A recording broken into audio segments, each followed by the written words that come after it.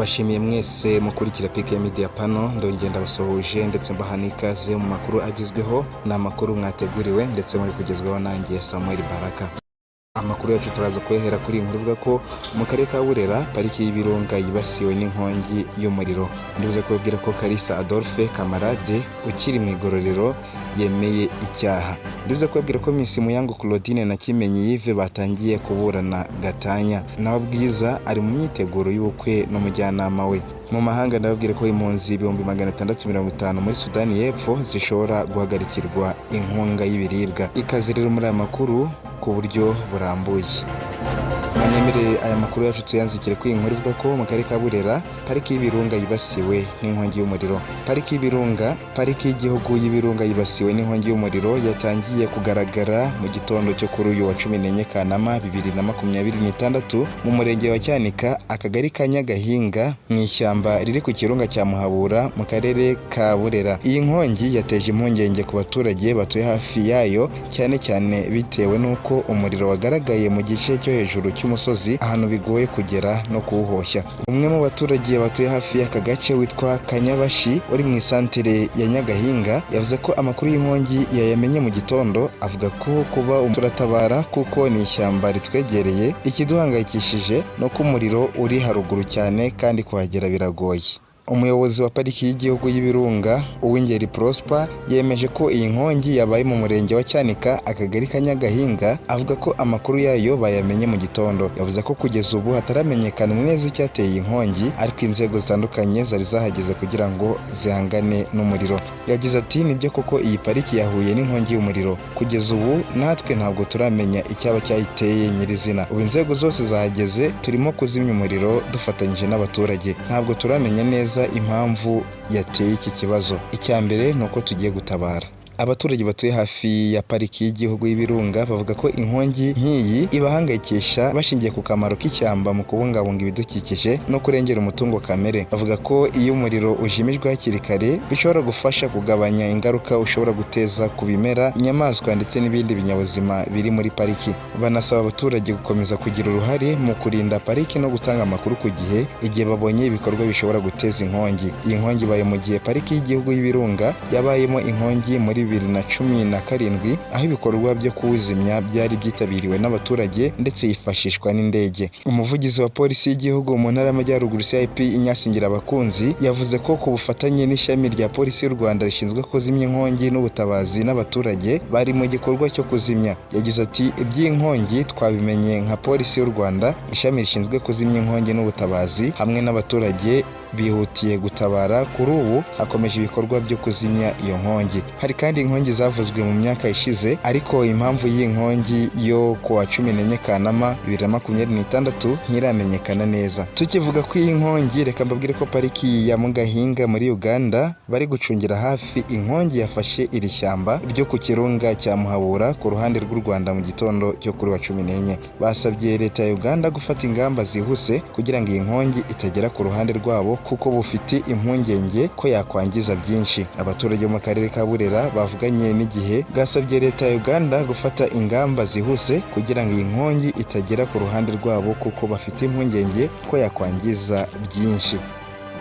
Dukomeje n'amakuru yacu, reka mbabwire ko Kalisa Adolphe Camarade ukiri mu igororero yemeye icyaha. Kalisa Adolphe Camarade wari umunyamabanga mukuru w'ishyirahamwe ry'umupira w'amaguru mu Rwanda Ferwafa yumvikanye n'ubushinjacyaha yemera ibyaha yaregwaga, ahanishwa igihano cy'igifungo cy'umwaka umwe n'ihazabu ya $1,600,000 n'ibihumbi 40 n'amafaranga 25 by'amadolari isubitswe mu gihe cy'umwaka umwe. Camarade yatawe muri yombi muri Nzeri 2025 akurikiranyweho ibyaha bibiri birimo icyo kunyereza umutungo n'icyaha cyo guhimba, guhindura cyangwa gukoresha inyandiko mpimbano. Camarade yasabye ko yarekurwa by'agateganyo mbere y'urubanza mu mizi rwari ruteganyijwe muri Nzeri 2026 kubera ko afite ibibazo by'umugongo yari afite mbere y'uko afungwa. Yavuze kandi ko afite ibibazo by'uburwayi bw'impyiko n'umutima ashobora kuba yaragize nyuma y'uko afunzwe, agasaba gufungurwa by'agateganyo kugira ngo abashe kwivuza uko bikwiye. Yagaragarije urukiko rukuru ko atarafungwa gifungwa yari yaratangiye kwivuriza muri Algeria, bityo gufungwa bitamworohereza kwitabwaho cyane ko atemererwa n'igororero kuba yakoresha ubwishingizi bwe yivuza. Indi mpamvu yerekana nuko ibihumbi 21 by'amadolari yaregwaga kunyereza yamaze kuyasubiza akazikurikiranira abo yari yarahaye akazi, avuga ko ari bo baba baramuriganyije. Bitandukanye n'amakuru yari amaze iminsi akwirakwira ku mbuga nkoranyambaga ko yaba yarafunguwe, umuvugizi w'urwego rw'u Rwanda rushinzwe igorora RCS-SSP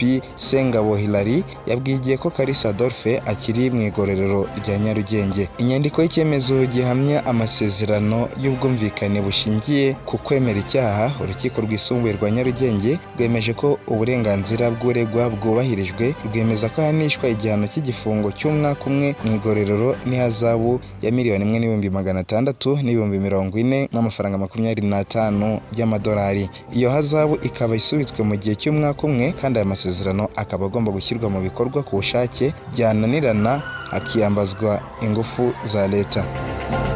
Reka tuve ku iyo nkuru mbabwire ko Bwiza ari mu myiteguro y'ubukwe n'umujyanama we. Nyuma y'igihe bivugwa ko Bwiza na Uhujimfura Jean Claude usanzwe ari umujyanama we bakundana, ariko bitarerurwa ngo bibe inkuru mpamo, igihe dukesha inkuru yamenye amakuru y'uko aba bombi bari mu myiteguro y'ubukwe. Amakuru yizewe yamenyekanye nuko nyuma y'imyaka 5 Bwiza yinjiye muri Kina Music ya Uhujimfura, umubano watangiye nk'uw'akazi waje kurushaho gukomera avamo urukundo. Kuri ubu aba bombi bakaba batangiye urugendo rubaganisha ku kubana.